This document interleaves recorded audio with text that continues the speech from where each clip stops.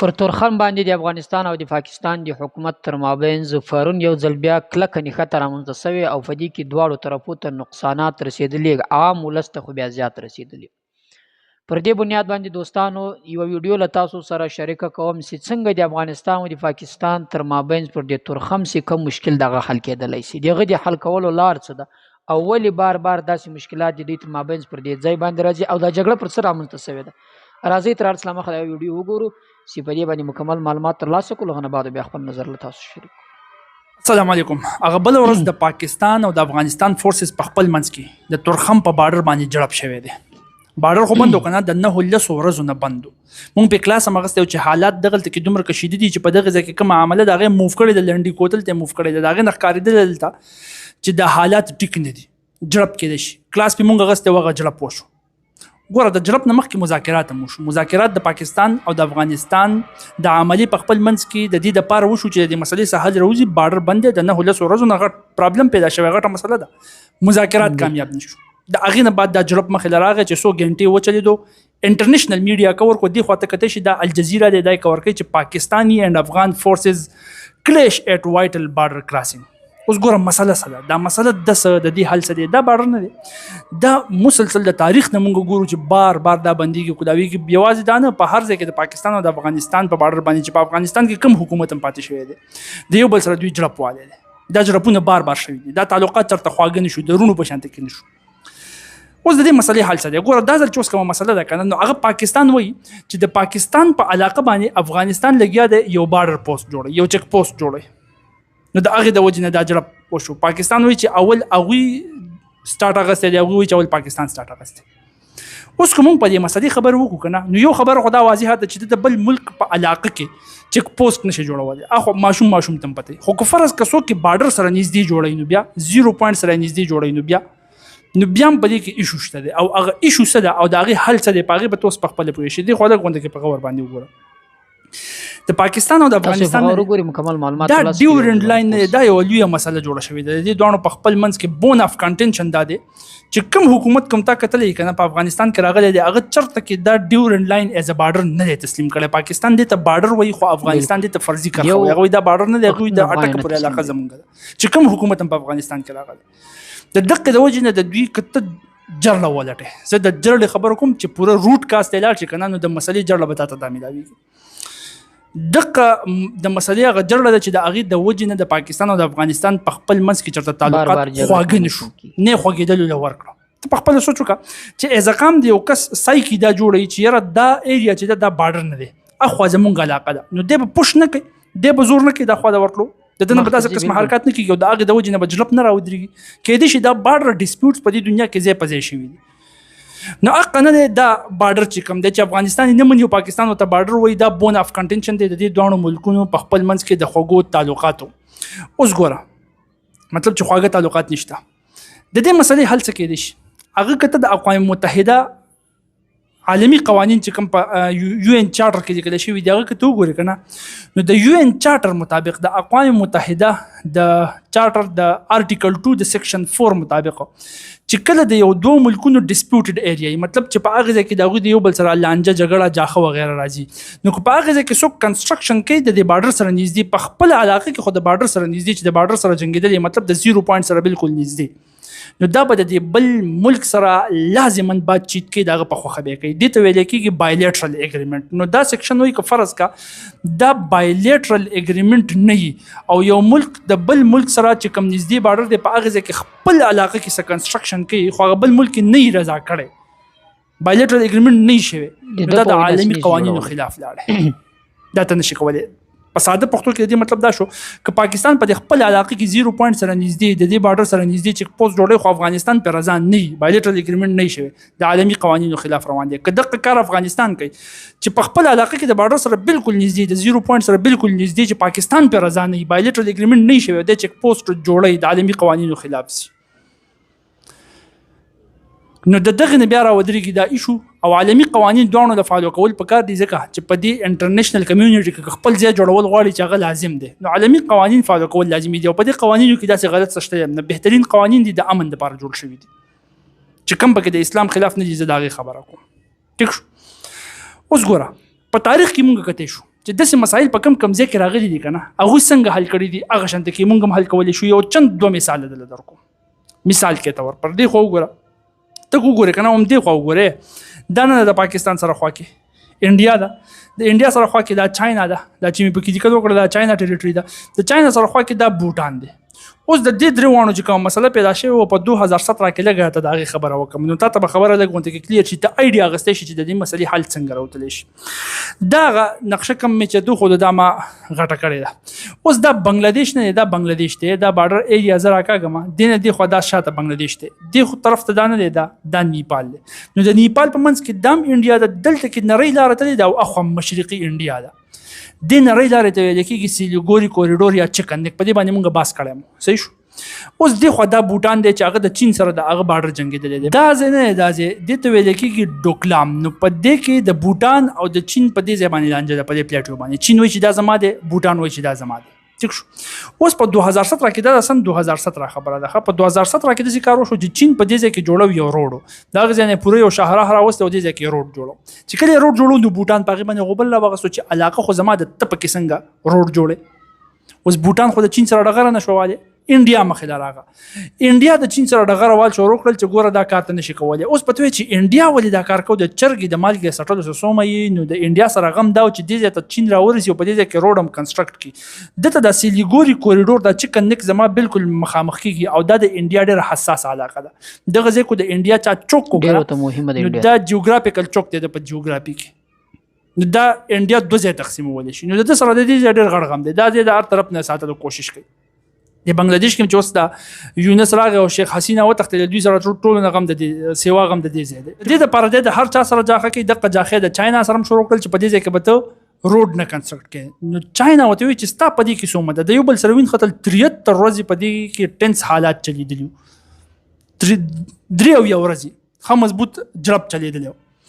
د هغې نه بعد انډیا سره چې انډیا ته پته وه چې چین سره زه مسلسل دا جړپ نشم ولی، را باندې غوږونه نیسي او په تاریخ کې څو پیرې په انډیا باندې غوږونه نیولي دي. نو هغه انټرنیشنل کمیونټي په دې کې انوالو کړله، باقي خلک یې پکې انوالو کړل چې دا وګوره چین زیاتی کوي، د عالمي قوانینو خلاف روان دی. څنګه د 1990 خو شامیه په وته غوډو چې ګوره دا چین هم منلې ده چې دا دوکلام علاقه پلیټ یو چې دا د بوټان حصہ ده، د په میپ کې هم دا ده چې په میپ کې دا عالمي کمیونټي د دګنی. نو چین څوک د چې دې ځای باندې داوا کوي او د بوټان د خوښې نه بغیر په دې ځای کې روډ جوړي نو نشي جوړولی. نو چې کله پکې انټرنیشنل کمیونټي انوالو شوه، چین ته پته ولګېده چې د عالمي قوانینو اوس خلاف زم د باقي خلکو په مخ کې، نو بیا پرشر سیوا را باندې جوړېږي، بیا راته مسله جوړېږي. نو په دې ځای کې چین وویل چې صحیح ده، زه ډس انګیجمنټ کوم، د انډیا سره جړپ ختم کو. انډیا هم خوشحاله شو په زړه زړه کې چې زه ښه دی د ښامارانو نه خلاص شوم، نو دم خپل ځان ډس انګیج کو، نو مسله ختمه شوله. اوس وروسته خو چین خو بیا په خوږه کې سړی وایي وروسته چې چین څه چل کړی دی نو هغه جدا خبره ده، خو په هغه ټایم کې مسله بالکل حل شوله. ولې د عالمي قوانینو مطابق عالمي کمیونټي پکې انوالو شو، مذاکرات وشو. 2 په 2 مذاکرات نه کامیابیږي که نه. تا به کتلي جرګه کې 2 کسان خپل منځ کې خبره کوي او خبره سر ته نه رسي، نه حل کېږي. نو درېیم ګړی یا د جرګې په شکل کې پکې خلک راوغواړي او هغه مسله حل کړي، پوهه خلک پکې راوغواړي. نو دا کار کېږي په انټرنیشنل کمیونټي لیول باندې، انټرنیشنل کمیونټي پکې ته انوالو کولی شي. نو هغې وکړه. داسې بل مثال ته کتلی شي د ایریټریا او د ایتوپیا په خپل منځ کې مسله دې خو لږ غونته کې که ته په میپ باندې وګورې که نه، په افریقا کې دا راځي، دا ایریټریا ده، دا ایتوپیا ده. د دوی په خپل منځ کې د بارډر دا تنازعات بار چلیدلي دي. دا په مختلفو ځایونو کې د بارډر دا تنازعات شته. دا یو 2 مثال صرف د پوهې لپاره در کوم چې ته پوهې واله. دا تقریبا د 1998 نه راواله د سن 2000 پورې دې ایریټریا څه چل وکړو، د دې ایتوپیا ته ویل چې تا زما علاقه اخیستې، دې ایتوپیا دا علاقه په خپله قبضه کې اخیستې وه، بیډ می دی یا داسې څه نوم یې دی. دې ایریټریا دې ایتوپیا ته ویل چې تا زما د علاقه په خپل کنټرول کې اخیستې، دا علاقه زما کېږي. ایتوپیا ورته ویل چې داسې کار دی چې دا تا له انګریز درکړی وه، د انګریز د وختو خبره ده، انګریز لاړې، دا علاقه اوس زما ده، په دې ځای باندې اډمنسټریشن کنټرول زما دی.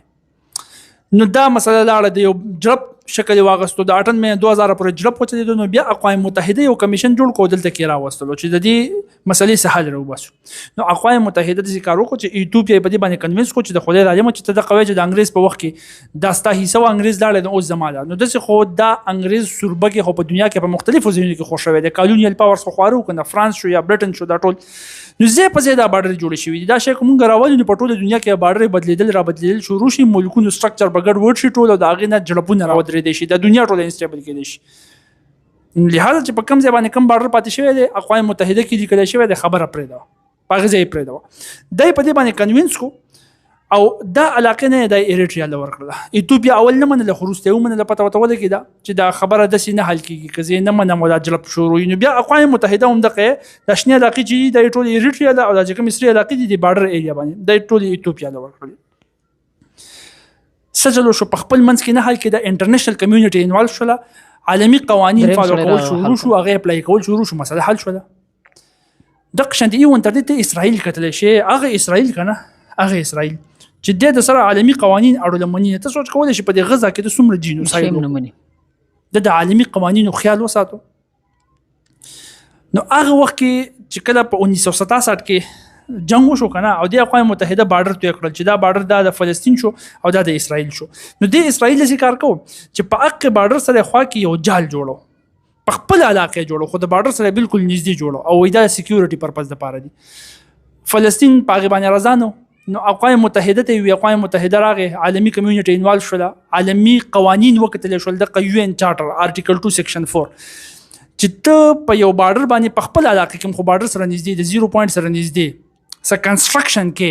او الته کې ستا چې گاونډي هیواد دغه په دې باندې راضي نه دی بایلیټرل اګریمنت نه دی شوی نو ته دا نشي کولای دا د عالمي قوانینو خلاف دی لہذا اسرائیل پرشرایز کو خو ته بدانه کې اسرائیل دغه نه روسته شو دا خو د امریکا مور سره د لګونته کې طاقت شوی د نوز د عالمي قوانینو زیات خیال نه ساتي ځکه چې قانون خو د جولا جال لیکنه طاقت ور زناور پکې وزي خیر دا خبره ځان له خبره مطلب نه ده چې دا مسلې نه دي د په دنیا کې تاریخي کتوګوري په مختلفو ځایونو کې برته ملاو شي د مختلفو ملکونو برته دا بارډر ډیسپیوټس ملاو شي خو دا مې د یو څو صرف د مثال په تور باندې درکړه چې دا په تاریخ کې شوی دي داسي چې کله په شریک باندې مسله نه حل کیږي دوه په خپل نه حل کیږي انټرنیشنل کمیونټي انوالو کی د عالمي قوانینو خیال وساتل شي دغه په تر دا مسله حل کېدي شي نو په کار چې داسي وشي چې د مدور اس په خپل منځ کې دا جړپونه روان دي د پاکستان او د افغانستان د تعلقات چرته خواږه مونږ ونه لیدل چې خواږه خوشي کوم کم خو خوشي کنه د جړپونه خو چې نه اوس ته دا ویل شي چې را عالمي چې کوم کمیونټي دا خو افغانستان اړو لري ریکاګنایز کړي نه د وسنۍ چې کوم حکومت دی هغه خدا نه دی منل چې دا حکومت دی دا خبره ته کولای شي نو ټیک دی عالمي اقوام متحده شولا یا باقي عالمي کمیونټي ته یو سیټ تکا مسلمانان ملکونو حکومت کم شته کنه چې ځان ته مسلمانو یو د اسلام دعوه کوي چې اسلام زمونږ دین دی نو هغه کم از کم د دې دوه اسلامي ملکونو په خپل منځ کې د دې مسلې د حل کولو لپاره خبره کولای شي کنه که فرض کړه دا دوانم وګوري چې را په شریک باندې دا مسله نه حل کیږي او دی پکې انوالو کو دا څه خو کېدای شي کنه او کو دانی فرض کړه او آی سی نه چې ته چې او آی سی بس چلو کې دي د وسر ورسته وکړه نو د چین خدا د یاجوج ماجوج د اولاد نه د خو د افغانستان نم فائدہ دي او د پاکستان نم فائدہ دي د خو کم از کم کوی شي که په شریک اول خو ګوره چې دوانه په شریک دا مسله حل کړي کو دوانه په شریک نه کېږي چې بیا پکې داسې قسم کسان انوالو کړي چې دغه په تر باندې د دې مسلې داسې پرفیکټ حل راوځي چې د مدور اسه جلب چلیږي د اغه نه عام خلکو ته نقصان ډیر زیات کیږي زه د عام خلکو خبره کوم د عام خلکو غم درته چې هغه ته نقصان ډیر زیات کیږي دا حقیقت نو چې کله دا مسله پرفیکټ حل شي کنه په دې طریقه باندې نو عام ته بیا مسله نه خیر د عام مبارک خو کوم صوبایي حکومت د پاکستان هغه وفاقي حکومت ته لري ویلي دي چې زه وفد لګم تل کې ته ټي او ارز تیار کا او دا خبره خو پکې کم از کم کوو چې دا کم تجارت ته یا څوک د تعلیم د لپاره راځي یا څوک د علاج د لپاره چې دوی ته خو مسله جوړ نشي چې دوی د بار خو بارډر کولاوي او بهترین اقدام دی الته مریضان راځي په پاکستان کې علاج کوي دا چې چا سره مریض ته دا اغه نه دا تاسو کولای شي مریض که په یو امبولانس کې ناسي کنه ګاډي وته ټول دار پرې دی دا د ټولو اولین ترجیح په کار چې مریض د هسپتال ته پټم ورسول شي چې علاج وشي نو چې مریض ته خلار کولاوي چې علاج له خراجي تعلیم له سوق راځي د ارچ حق ته حاصلول شي او تجارت خو دې په خپل منځ کې وي چې 2.5 ارب ډالر او موږ به 15 ارب ډالر تر رسو خپل منځ کې افغانستان تم فائدہ پاکستان تم فائدہ هغه حالات دي چې لرال چې دا غینه الټا راکم شوی دي نو کم از کم په خپل منځ کې جړپ نه چې دا په دې تجارت باندې خو اثر د سره نه ورځي او بیا د تعلیمي سرګرمیانو باندې او بیا د علاج لپاره چې څوک تګ راتګ کوي چې په دې باندې خو اثر نه ورځي چې دغه لپاره خو کم از کم چې کولاو شي د هغې نه بعد بیا چې په طریقه باندې داسې سټراتیجي وکتلی شي چې دا مسله په دې طریقه باندې حل شي چې پرفیکټ مکمل طور سره آینده وخت کې بیا داسې ډسپیوټس جوړ نشي داسې مسایل جوړ نشي چې دا نه چې تورخم بارډر نه یو د عام کمرې دروازه جوړ نشي چې دا بند شو دا کولاو شو دا بند شو دا کولاو شو اوس د نراتلی شي اوس د نشي راتلی دا یو د عام کالج دروازه خو نه ده د دوه ملکونو په خپل منځ کې ګډ دی او په دې باندې په اربونو ډالر تجارت کیږي عام خلک د خپل مسلو حل کولو لپاره چې مختلف قسم کې دي شي په زرګونو په سونو تعداد کې په دې باندې تګ راتګ کوي anyhow ستاسو په خیال باندې د دې مسلې کم د سي بهتري دوستانو طارق پټان صدا ویډیو تاسو ولې یقیني ډیر په زړه پورې حقیقت ویلې ده پر دغه علاقه سي کم جړپ د تر مابین را مخته کیږي حکومت پاکستان او حکومت افغانستان تر مابین دا اولین نقصان شه دغه او عوامو خلکو ته تاسو ګوري نن څه مورز د دې پر مخ باندې دروازه بند ده د تجارانو هم فقې نقصان ده مریضان هم پکې نقصان ده او سره داسې خلک چې مثلا تګ راتګ پکې کوي یا یو طرف ته یا بل طرف ته دغو ټولو فکر نقصان ده هر وخت چې پر دې ځای باندې جګړه رامنځته کیږي زیات نقصان د حکومت هم پکې نقصان ده د دواړو هیوادونو خو زیات نقصان زیات تاوان چې رسېدلی هغه عام ولس ته رسېدلی باید د عام ولس د دغه نقصاناتو د مخنیوي لپاره بهترین اقدام وکړول سي چې دغه لانجه او د اختلافات ختم سي بلې خبرې ته که راسو که یو ځای ته وګورو چې مثلا لکه طارق پټان صاحب چې وایي چې یو هیواد د رامابینځته کې دي تر مابینځ د صلح وکړي یا بل هیواد یا بل هیواد دې ځای ته که وګورو چې کم وخت کرښه تېره سوې د ډیورنډ کرښه دا ګوري یو افغان حکومتونه خو څه کوي او نه حکومت دا فیصله کولی شي یو افغان هم دا نه مني نه هغه دا منلې ده او نه هغه ته د منلو دا وړ ده چې دا بارډر ده بلکې هغه د خپل ځان حصه د افغانستان حصه بولي هر پښتون افغان یو څو په شمار د ګوتو چند پښتانه چې هغه د اختلافاتو له وجې دا دعوه نه کوي لیکن په 100% کې 98% پښتانه دا دعوه کوي چې دا ډیورنډ کرښه ده د افغانستان ده نو ډیر مشکل کار د سیدی تر مابینځ دغه مشکلات ختم سی ولی ځکه چې دغه جړپ د جنجال د جګړې سره رامنځته کیږي تر څو پورې د ډیورنډ کرښه موجوده وي دا جګړه به وي تر څو پورې د ډیورنډ کرښه یې دغه اختلافات به وي د جنجالونه به وي د نقصانات به وي د بارډر بند سو داخلات سو د دروازه بند سو داخلات سو پر دې جګړه سو پر دې بیرته امن سو مذاکرات دا روان دي لکه څنګه چې طارق پټان صاحب چې درته ویل چې مثلا د یو هیواد په خوخه باندې بل هیواد نشي جوړولی چې هغه هیواد و سرحد ته نږدې فوستي امنیتي ځایونه جوړ کړي بالکل د عالمي قانون خلاف کار ده خو افغانستان دا دعوه کوي چې دا خاوره ټوله د ما ده افغانستان دا دعوه کوي چې دا ځای د ما ده د ما مرزي ده داسې کم چک پوسونه داسې کم امنیتي پوستې جوړ کړي زما پر خاوره باندې جوړ کړي نو زه دلته په خپل هیواد کې د پوستو جوړولو حق لرم